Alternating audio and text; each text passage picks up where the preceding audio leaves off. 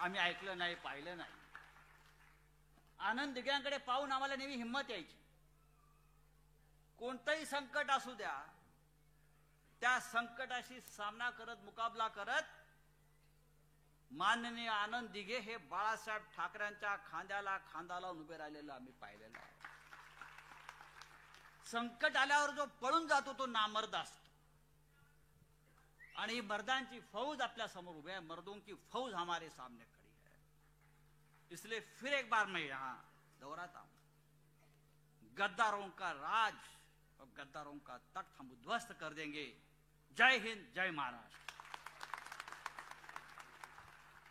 मित्रों, जनता की आवाज को बेखौफ रखने वाले संजय साहब राउत जी ने आपको बड़ी अच्छी बातें कहा. मैं इनके लिए एक लाइन प्रस्तुत करता हूं कि हम तो फूल थे, तुमने कांटा बना दिया. हम तो फूल थे, तुमने कांटा बना दिया. अब कहते हो कि चुभना भी छोड़ दो. भारत माता की. दोनों हाथ ऊपर करके भारत माता की.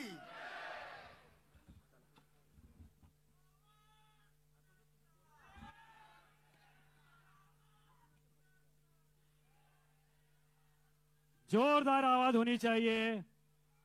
आवाज कुणाचा? आवाज कुणाचा? भारत माता की. भारत माता की.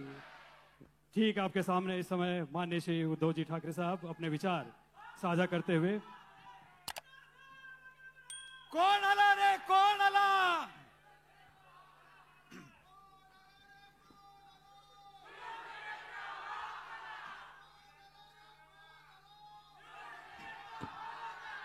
जमलेल्या माझ्या तमाम हिंदू बांधवांनो, भगिनींनो आणि माता, मेरी हिंदी आपकी समझ में आएगी क्या, कि मराठी ज्यादा अच्छी समजोगे? दोन्ही समजाल ना? यालाच तर आपलं हिंदुत्व म्हणतात. जो एक दूसरे में भेद करते हैं उसको हिंदुत्व नहीं कहा जाता. इसे तो चाणक्य नीति भी नहीं कहा जा सकता, लेकिन कूटनीति होती है जो खुद के अपने स्वार्थ के लिए की जाती है, और कुछ लोग कर रहे हैं. बहुत दिनों के बाद ठाणे में आया हूं. ऐसे नहीं कि पहली बार मैं गडकरी रंगायतन में आया हूं, कई बार आया हूं. जैसे संजय जी ने कहा कि ये गडकरी रंगायतन भी आदरणीय बाला साहब जी की देन है. और मुझे याद है 68 या किती राजन असेल, 68 69 67 स्थान असेल, नगर निगम के चुनाव होने जा रहे थे. और एक जनसभा में, विराट जनसभा थी, एक पर्चा आ गया, ऐसी चिट्ठी आ गई. बाला साहब भाषण कर रहे थे और उसमें लिखा था कि ठाणे में नाट्यगृह नहीं है. तो बाला साहब ने कहा, आप सारे लोग मिलकर मेरी शिवसेना को सत्ता दे दो, मैं आपको नाट्यगृह दे दूंगा. और तब जाके पहला नाट्यगृह थाना में आ गया. हाँ, नाट्यगृह तो हमने दे दिया, लेकिन नाटक कुछ और ही लोग कर रहे हैं. आज ये सब जोश देखकर कुछ लोगों के होश तो जरूर उड़ गए होंगे, और उड़ने भी चाहिए. जिनको ऐसे लगता है कि मैं मतलब ठाणे नहीं, थाना और शिवसेना, और वो भी असली शिवसेना. असली इसलिए मैंने शब्द का उपयोग किया, अभी मार्केट में चाइनीज माल भी आता है. सिर्फ माल ही नहीं, अपने भगवान की मूर्तियां भी आती थी, अब भी आती है या नहीं पता नहीं, लेकिन उसी को हम भगवान समझकर पूजा करते हैं. ऐसे कुछ चाइनीज लोग, बनावट, बोगस, गद्दार, वो अपने आप को समझते कि मैं शिवसेना से भी ऊपर हूं. नहीं, इतने ऊपर तो नहीं जा सकते. अगर उससे ऊपर जाने तो जाएगा तो वापस नहीं आएगा.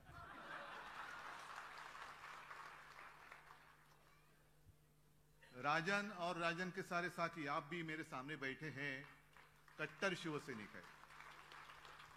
ठीक है, ये हमारी इम्तिहान है, परीक्षा है. चुनौती तो आती रहती है, लेकिन मैं चुनौती को कभी चुनौती नहीं मानता. चुनौती को मैं भी एक अपॉर्चुनिटी मानता हूं. आप सब बोलेंगे, अरे ये तो क्या इसका होश ठिकाने पे है क्या? इतनी चुनौती है तो भी ये आसानी से कह रहा हूं। बिल्कुल, परीक्षा तब भी होती है जब कठिन समय आता है। जो भी लड़ने के वक्त साथ रहते हैं वही असली साथी होते हैं, वही असली सैनिक रहते हैं, जैसे आप मेरे सामने बैठे थे। कुछ भी कोई भी देने, जो बात आपने कही ना, 50 खोके 50 खोके एकदम ओके। अरे जिस सरकार का जन्म ही खोके में से हुआ है तो वो क्या हमें न्याय दे दे? फिल्म अभी आपने देखी, उसमें एक सवाल पूछा गया था कि अच्छा यूबीएल मला वाटलं यूबीटी आहे, स्पीकर वरती म्हणून म्हटलं हे कुठून आलं। शिवसेना ने और उद्धव ठाकरे ने उत्तर भारतीयों के लिए क्या किया बताओ आप? अगर मैंने कुछ किया नहीं होता तो आप यहां आते क्यों? और जो भी प्रश्न या सवाल पूछने वाले उनका उत्तर, उसका उत्तर तो आप उत्तर भारतीय ही उसका उत्तर देंगे। मैंने कभी, मेरे भी आवाज सुनाई दी, मैंने भी मुख्यमंत्री पद की शपथ ली थी और उसमें संविधान के आधार पर मैंने ली थी और उसमें मैंने कहा था ये शपथ कि मैं किसी के साथ भेदभाव नहीं करूंगा, भेद नहीं करूंगा। आपस में लड़ाई क्यों करनी है?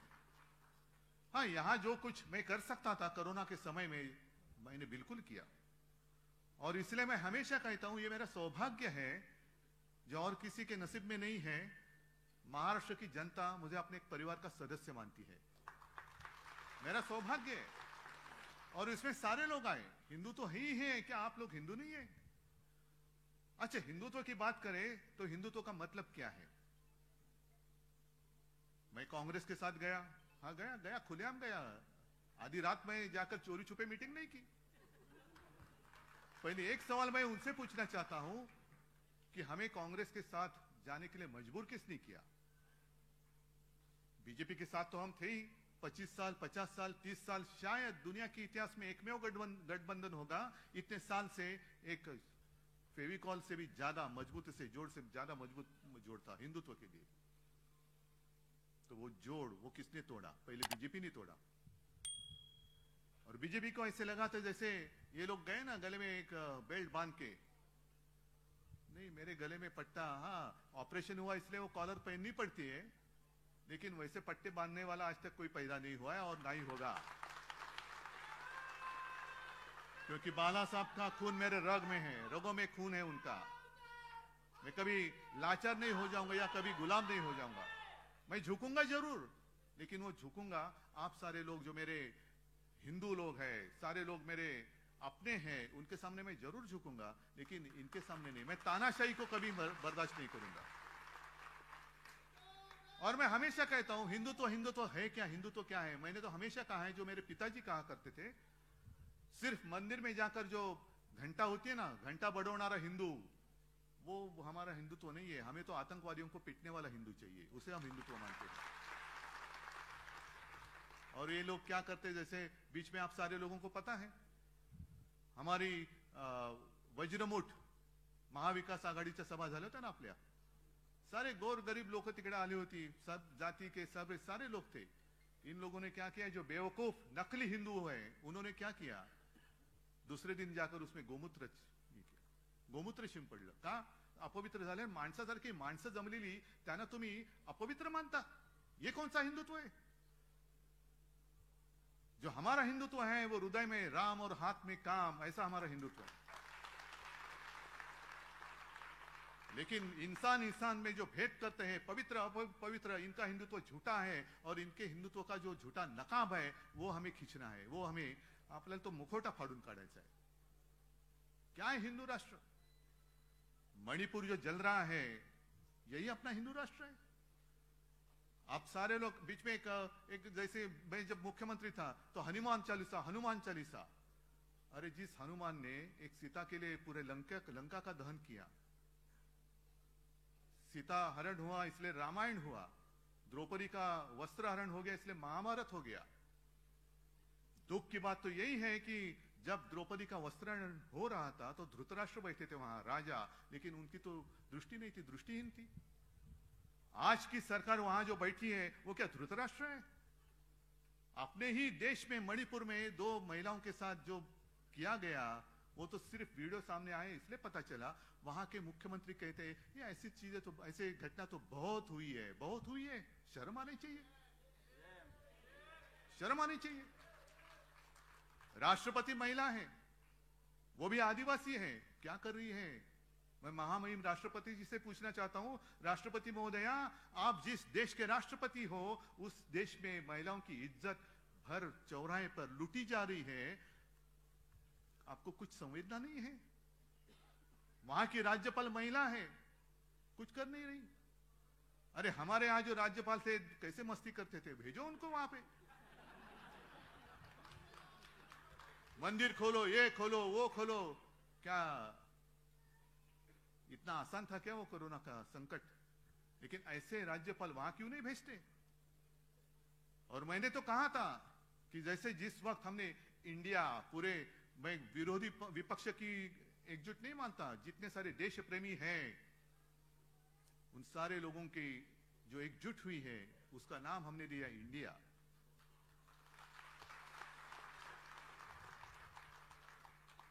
तो इंडिया की भी आलोचना हमारे प्रधानमंत्री जी ने की, उसकी तुलना उन्होंने इंडियन मुजाहिदीन। तो प्रधानमंत्री जी 1-2 दिन में यहाँ महाराष्ट्र में आने वाले हैं, गद्दारों के साथ बैठने वाले हैं, जिनके ऊपर भ्रष्टाचार के आरोप किए उनका सत्कार करने वाले हैं। यही हमारा हिंदुत्व है। तो मैं प्रधानमंत्री जी से पूछना चाहता हूं, जब भी आप विदेश जाते हो तो प्राइम मिनिस्टर ऑफ इंडिया, एक देश की शान की बात होती है। अरे अपने देश का प्रधानमंत्री देखो, कौन है बाद में, लेकिन देश का है। तो प्राइम मिनिस्टर ऑफ इंडिया का मतलब क्या है? आप इंडिया, मेरे देश को वहां जाकर रिप्रेजेंट करते हो कि इंडियन मुजाहिदीन के प्रधान सेवक बनकर जाते हो? मुझे बताओ। ये आए हैं अपने प्राइम मिनिस्टर ऑफ इंडिया जो रिप्रेजेंट कर रहे इंडियन मुजाहिदीन, आतंकवादियों को। ऐसे होता है?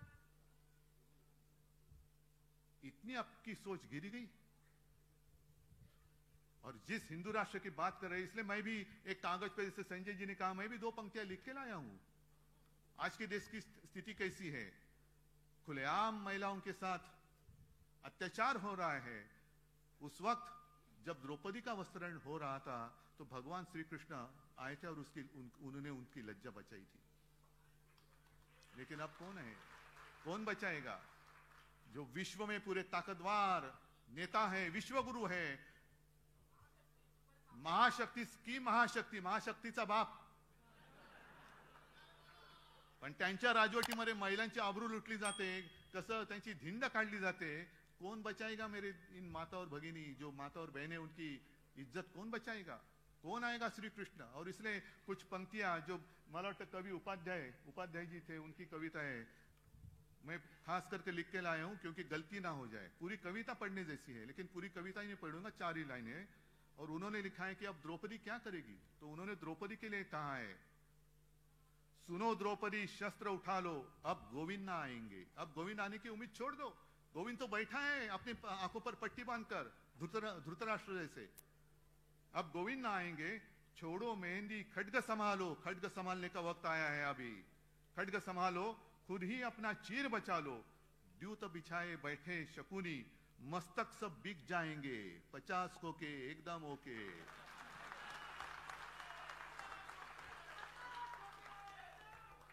मस्तक सब बिक जाएंगे, सुनो द्रौपदी शस्त्र उठा लो, अब गोविंद ना आएंगे। क्या यही हमारा हिंदू राष्ट्र और यही हमारे हिंदू राष्ट्र की कल्पना है? राम मंदिर बनेगा खास कर उत्तर भारतीयों के लिए या हिंदुओं के लिए बनेगा, लेकिन किसने बनाया? वो मोदी जी ने नहीं बनाया, कोर्ट के फैसले ने बनाया है। वो जब बाबरी गिराई गई थी तो ये सारे बीजेपी के लोग, सारे, मैंने मेरे भाषण में कहा है कि ये सारे जितने सारे चूहे हैं ना, त्या चुह्यांच्या बिळामध्ये घुसले होते भाजपवाले, सब चूहे बाहर आए थे। तो एक पत्रकार ने चूहे को पूछा, अरे क्यों भाई, आप आपके घर में नहीं, क्यों नहीं? अरे क्या करूं, वो बीजेपी वाले घुसे, बाबरी गिर गई ना, बाबरी गिराई गई तो ये सब लोग भाग गए। तेव्हा उंदराच्या बिळात लपणारे तुम्ही, जेव्हा मैं गया था वहां अयोध्या में, सारे लोग थे, राजन भी थे, संजय भी, और आप में से भी कई सारे लोग होंगे। मैं गया था, मुख्यमंत्री होने से पहले गया था, और उस वक्त मैंने मांग की थी कि एक कानून बनाओ और राम मंदिर बनाओ, एक कानून बनाओ, स्पेशल कानून बनाओ। जैसे अभी कानून उन्होंने बनाया है, दिल्ली की जितने सारे अधिकार है दिल्ली सरकार के, वो उन्होंने छीन लिए हैं, तो वैसे कानून बनाओ और राम मंदिर बनाओ। राम मंदिर के लिए कानून नहीं बनाया, जनतंत्र को खत्म करने के लिए कानून बनाया, जो अभी पारित होने जा रहा है आपके लोकसभा और राज्यसभा में मंजूर होने के लिए। तो कहां गई आपकी हिम्मत? क्यों नहीं कर रहे हिम्मत? मणिपुर भी मैंने कहा ना कि वहां शांति करनी है तो भेजो ना ईडी, इनकम टैक्स, सीबीआई को भेज दो, वापस आते ही के देखो। और शायद एक बात हो सकती है, अमित शाह जी एक बार जाके आए, दोबारा भेजो, जितने सारे वहां के जो लोग हैं दंगा फसाद करने वाले, सारे बीजेपी में ले लो, मणिपुर शांत हो जाएगा। क्यों? ये तो नीति चल रही है।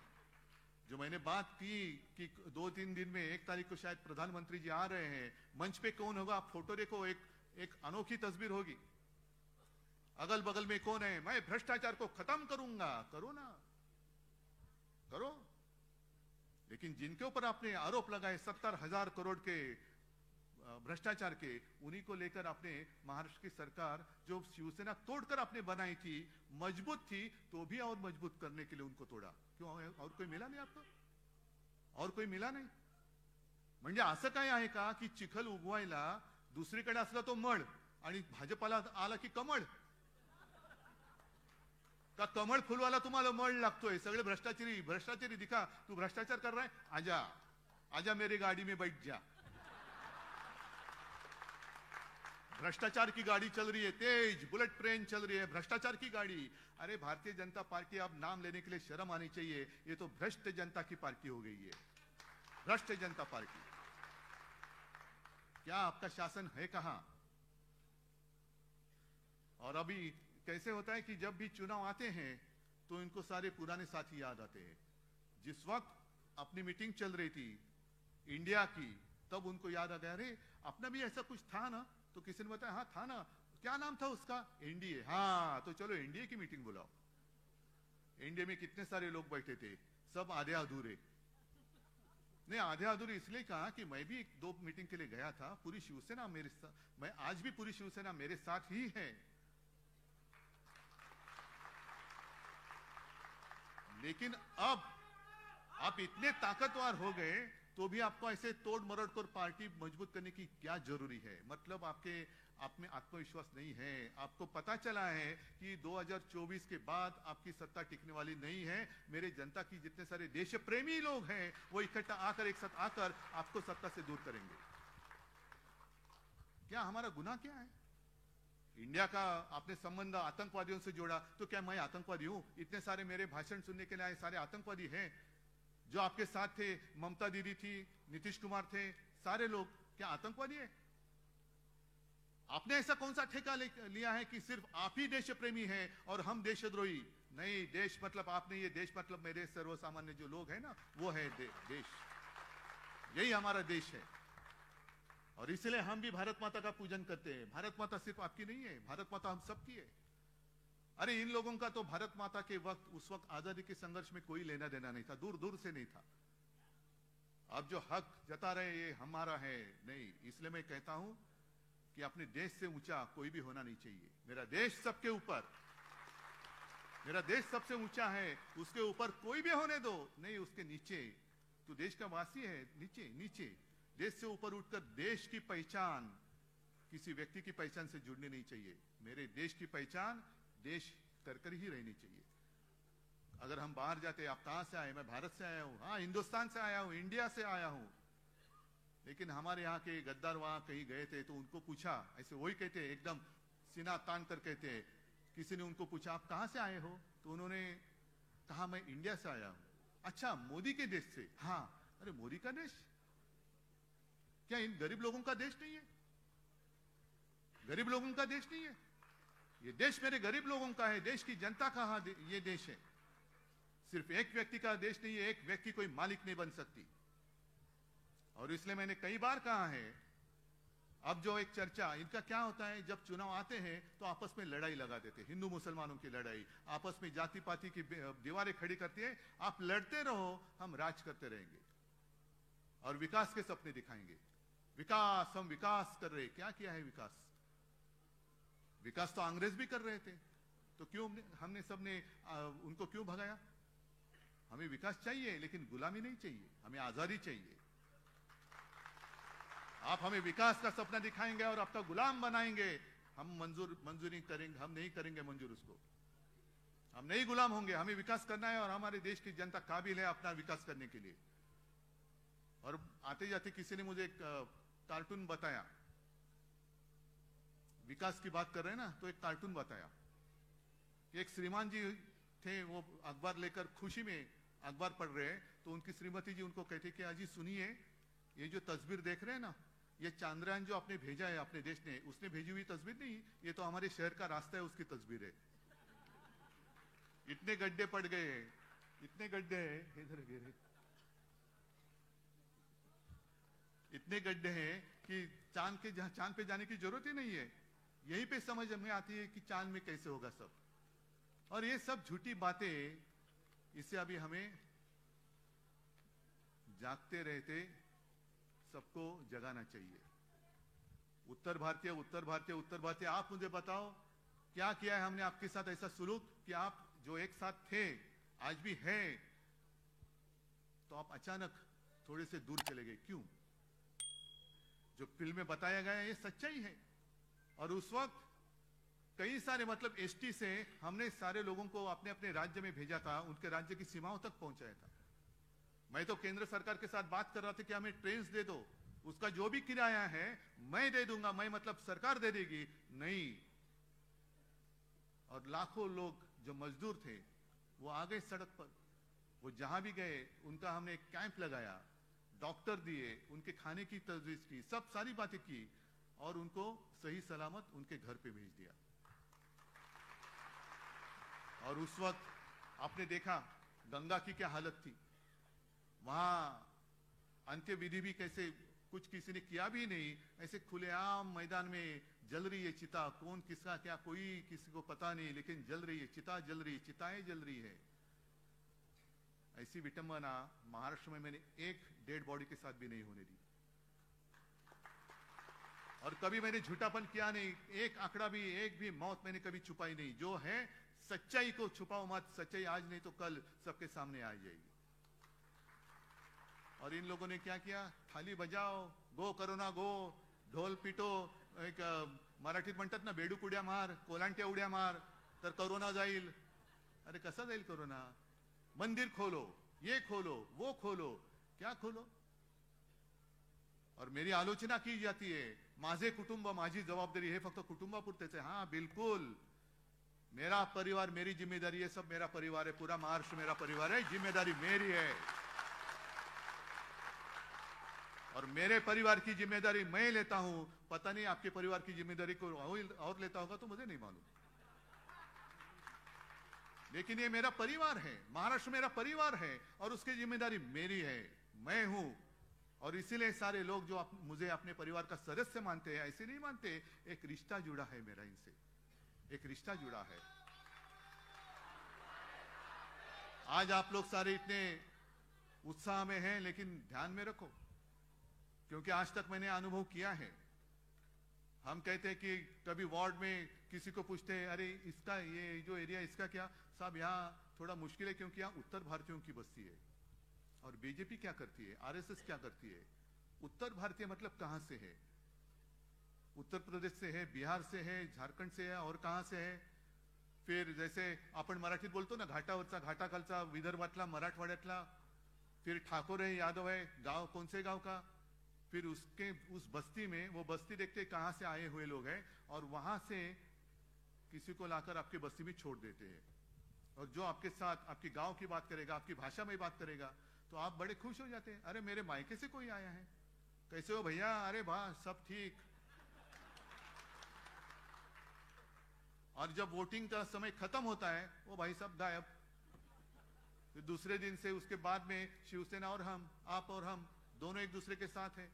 लेकिन ये आते हैं, आपको चुनाव के वक्त गुमराह करते हैं, उनकी राह बराबर वो माप लेते हैं और आपको छोड़ देते हैं। इतने सारे अब जब आएंगे तो उनको पूछो कि कोरोना के संकट में आप कहां थे? कोरोना के संकट में आप कहां थे? क्या किया आपने हमारे लिए? मैंने कहा ना, मैंने जो कुछ किया आपका अनुभव है, मुझे कुछ बताने की जरूरत नहीं है, आपका अनुभव ही बोलेगा। लेकिन मैं आपसे अपेक्षा करता हूं कि आप लोग बोलेंगे मेरी ओर से कि अरे आप यहां आने की जरूरत नहीं है, हम उद्धव जी के साथ है, उद्धव ठाकरे के साथ है, उन्होंने हमारे लिए काम किया। और अब तो जंग शुरू हो गया है। आने वाले दिनों में ध्यान में रखो कि हमें लड़ाने की पूरी कोशिश करेंगे। क्या उसको आप कामयाब होने देंगे? आपका भरोसा जो 24 घंटे आपके साथ रहता है, भले आप आपके घर से दूर आए हो, लेकिन क्या ये आपका दूसरा घर नहीं है? आपको यहां घर जैसी कुछ ऐसी बात नहीं लगती? तो जैसे वो आपका अपना घर है, वैसे आप आए हो साथ में मिलकर जो हिंदुत्व कहते हैं, उस हिंदुत्व की एकजुट हमें बताने की जरूरत है। उसी को तो कहते हैं वज्रमूठ। और आप लोग अगर साथ में आएंगे तो मुझे पूछा जाता है कि क्यों आप सबको साथ में चाहते हो? क्या मोदी के खिलाफ हो? मैंने कहा मोदी या किसी व्यक्ति के खिलाफ नहीं हूं, लेकिन मैं तानाशाही के खिलाफ जरूर हूं। मैं नहीं देखना चाहता जो मेरी भारत माता है उसके हाथ और पैर में इनकी श्रृंखला फिर से एक बार पड़े। नहीं, किसी की गुलाम, मैं मेरे भारत माता को किसकी गुलाम नहीं बनने दूंगा। यही कसम हमें आज लेकर जाना है। क्योंकि उस वक्त पहले तो मुगल आते थे, आया करते थे। मुगल मतलब अपने देश के बाहर के लोग, बाबर वगैरह सब, इसलिए तो बाबरी मस्जिद गिराई। फिर अंग्रेज आ गए, 150 साल चले गए, जनरेशन पीढ़ियां चली गई, फिर भी लड़ते रहे और बाद में आखिर वो दिन आ गया, अंग्रेजों को भी जाना पड़ा। अंग्रेज तो गए, तो अभी अपने घर वाले अपने सर पर कहीं ना बैठे। क्योंकि कोई भी हो, गुलामी तो गुलामी ही होती है। और अभी मुझे फिर से दोहराता हूं, मेरी भारत माता को दोबारा गुलाम मैं नहीं होने देना चाहता। आप क्या चाहते हो? आप गुलाम बनकर विकास का सपना देख सकते हो? गुलाम बनकर विकास का सपना क्या देखेंगे? उठ बोलेंगे तो उठना पड़ेगा, बैठ बोलेंगे तो बैठना पड़ेगा। यही विकास आपको मंजूर है? कि आज जो आजादी के मतलब हम सब, हमारा देश एक ऐसे मोड़ पर आया है कि 2024 में नहीं तो ट्रेन छूट गया, फिर अपना देश अपने हाथ से गया, इन नालायक लोगों के हाथ में जाएगा, तानाशाहों के हाथ में जाएगा। और इसलिए मुझे पूरी उम्मीद है, उम्मीद नहीं, पूरा विश्वास है, पूरा भरोसा है कि अब साथ में आप आए हो, साथ में ही रहेंगे। भले कितनी करनी है कोशिश करने दो, लेकिन हमारी जो एकता है उसको हम टूटने फूटने नहीं देंगे और मेरे भारत माता को हम आजाद ही रखेंगे। यही हम शपथ लेते हैं। जय हिंद, जय महाराष्ट्र।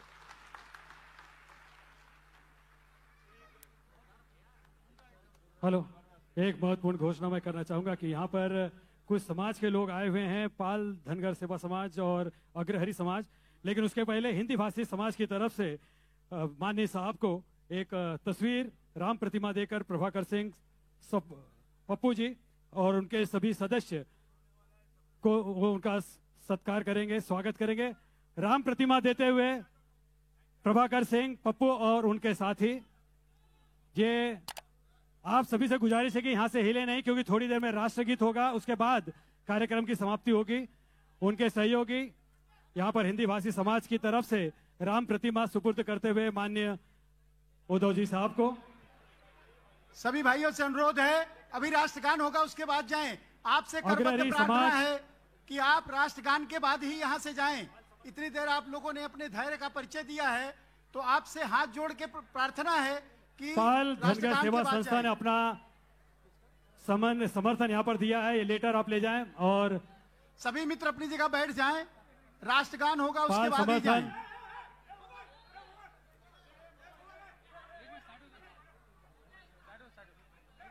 पाल धनगर सेवा संस्था ठाणे, इन्होंने अपना जाहिर समर्थन यहाँ पर माननीय उद्धव जी के पास सुपुर्द किया है। और उसके साथ अग्रहरी विकास सेवा संस्था, इन्होंने भी अपना समर्थन पत्र यहाँ पर साहब के पास सुपुर्द किया है। कनौजिया समाज का भी समर्थन पत्र यहाँ पर साहब के पास सौंपा गया है।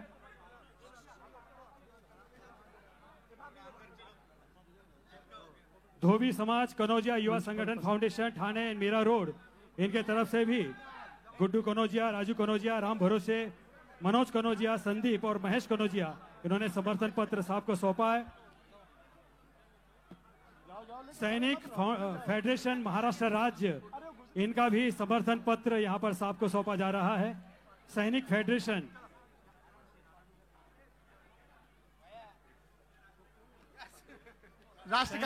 राष्ट्रगान के बाद ही मित्र जाएंगे। सबसे अनुरोध है आप लोग जहां हैं वहीं बैठ जाएं। 2 मिनट में कार्यक्रम खत्म हो जाएगा। सैनिक फेडरेशन ये अपना समर्थन पत्र यहाँ पर साहब को सुपुर्द कर रहे हैं। सभी समाज ने अपनी अपनी तरफ से यहाँ पर शिवसेना के प्रति अपने लगाव, प्रेम और झुकाव को प्रकट करते हुए अपने समाज के समर्थन पत्र यहाँ पर सुपुर्द किए हैं। और भाई जरा संयम रखें, राष्ट्रगान के बाद ही जाना है सबको। राष्ट्रगान होने के बाद ही सभी लोग यहाँ से जाने की मेहरबानी करें। राष्ट्रगीत होगा और राष्ट्रगीत के लिए मैं जो यहाँ पर रंगायतन की जो समिति है, प्लीज प्ले द राष्ट्रगान, राष्ट्रगीत। नम्र निवेदन, कृपया राष्ट्रगीताच्या सन्मानार्थ प्रेक्षकांनी उभे राहावे।